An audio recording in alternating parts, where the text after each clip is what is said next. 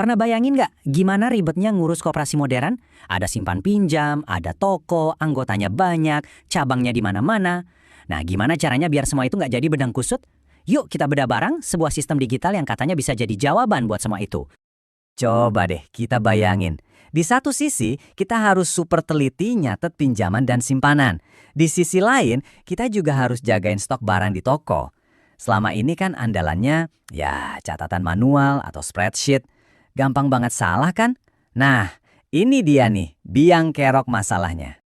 Jadi gini, kalau data keuangan, data penjualan, sama data anggota itu jalan sendiri-sendiri, ya tinggal tunggu waktu aja sampai semuanya berantakan. Terus solusinya gimana dong? Jawabannya simple, satu platform. Satu tempat di mana semua informasi itu ngumpul dan ngobrol satu sama lain secara otomatis. Oke, jadi sebelum kita ngomongin duit, ada satu hal yang paling fundamental. Kita harus bangun dulu nih seluruh struktur koperasinya di dalam sistem. Anggap aja kita lagi nyiptain semacam, ya DNA digital buat koperasi kita. Ini fondasinya. Prosesnya itu benar-benar kayak nyusun bata satu persatu. Mulai dari yang paling dasar, profil koperasi, terus kita tentukan semua cabang dan unit bisnisnya, sampai daftarin setiap staf dan anggota. Kenapa sih ini penting banget? Ya supaya nanti setiap transaksi yang masuk dari cabang manapun bisa langsung tercatat di tempat yang benar. Nggak ada lagi tuh yang namanya salah kamar. Dan yang keren, buat anggota baru pengalamannya itu langsung beda. Begitu mereka terdaftar, kling, detail akun langsung masuk ke email mereka. Ini bukan cuma soal administrasi yang jadi lebih cepat loh, tapi ini soal membangun kepercayaan langsung dari hari pertama mereka gabung. Nah, fondasinya udah kokoh kan? Sekarang saatnya kita masuk ke ibaratnya jantung operasional koperasi, unit simpan pinjam. Yuk kita intip gimana sistem ini mengawal setiap pergerakan uang dari A sampai Z. Jadi mulai dari anggota mengajukan pinjaman, terus disetujui sama admin, dana cair, sampai nanti bayar cicilan tiap bulan, semuanya itu terekam, jelas banget. Sistem ini tuh kayak pengawas yang nggak pernah tidur. Dia mastiin nggak ada satupun langkah yang kelewat.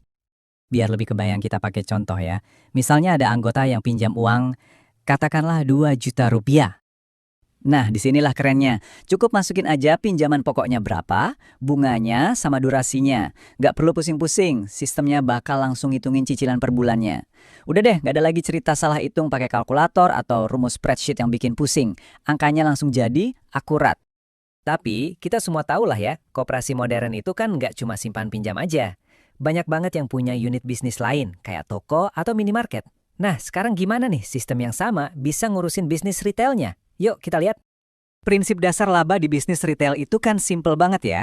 Selisih antara harga modal, harga kita beli, sama harga jual. Nah, kuncinya itu cuma satu. Kita harus bisa melacak 2 angka ini buat setiap barang. Dan sistem ini tugasnya yaitu melacaknya dengan sangat presisi. Oke, kita mulai dari skenario paling gampang. Bayangin, rak di toko kita lagi kosong melompong. Stok pulpen misalnya, 0.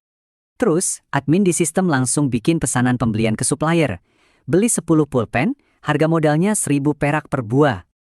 Nah, begitu pulpennya datang dan admin klik terima barang di sistem, jreng, stoknya langsung otomatis berubah jadi 10. Nggak pakai nunggu. Nggak lama kemudian, ada anggota yang datang ke kasir. Dia beli semua 10-10-nya pulpen itu. Transaksinya lewat kasir atau point of sale. Dan apa yang terjadi di sistem? Tepat di detik yang sama, stoknya langsung kepotong, balik lagi jadi 0. Semuanya real time. Jadi, data inventaris kita itu ya selalu akurat, setiap saat.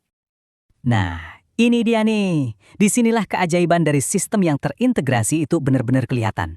Semua transaksi kecil-kecil tadi, pinjaman, cicilan, bahkan penjualan 10 pulpen, itu nggak berdiri sendiri. Semuanya nyambung, membentuk satu gambaran keuangan yang utuh. Masih ingat kan sama 10 pulpen tadi? Sistem itu nggak cuma nyatat, oke, 10 pulpen terjual. Nggak, dia langsung olah datanya jadi laporan laba rugi. Modal 10.000, pendapatan 30.000, artinya laba bersih 20.000 rupiah. Dan itu semua muncul instan. Jadi semua keuntungan tadi, laba dari jualan pulpen, bunga dari pinjaman, semua pendapatan lain, semuanya itu akan ngumpul jadi satu di akhir tahun. Jadi apa? Jadi sisa hasil usaha, atau yang kita kenal sebagai SHU. Inilah bisa dibilang rapor tahunan koperasi. Jadi poinnya di sini adalah sistem ini tuh bukan sekedar buku kas digital. Bukan, Ini lebih kayak mesin analitik.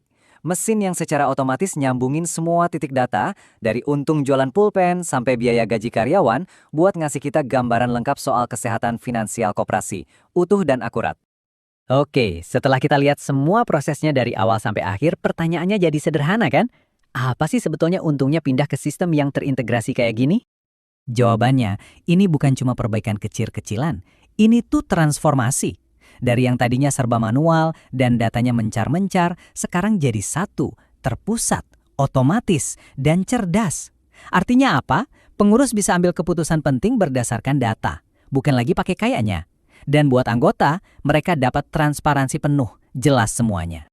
Apa yang kita bahas ini nunjukin sebuah cetak biru, sebuah kemungkinan buat masa depan. Tapi ini juga sekaligus melontarkan satu pertanyaan besar yang saya rasa relevan banget buat seluruh gerakan koperasi di luar sana.